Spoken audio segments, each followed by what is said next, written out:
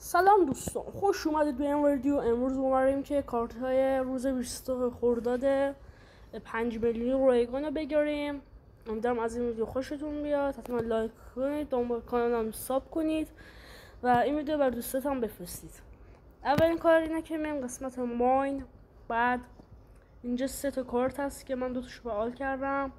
اولین کارت ایکس که میام تو این قسمت PRG تیم. بعد ایکس رو یه بار ارتقا میدیم.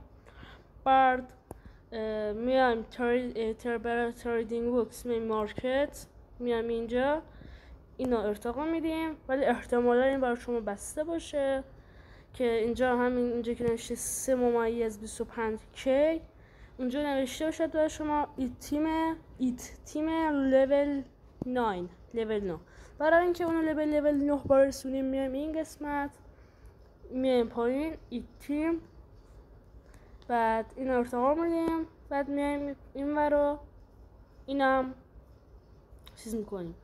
برای بعدی یه لحظه، بعد آخرین کارت اسمش دوه همین اینی که من اینجا کشیدم. باید به 4 نفر دعوت دوستی داده باشید. اون موقع این قسمت براتون فعال میشه که بر من گفته و به زودی من اینم فعال میکنم. امیدوارم از این ویدیو خوشتون میاد. تا ویدیو بعدی خدا حافظ.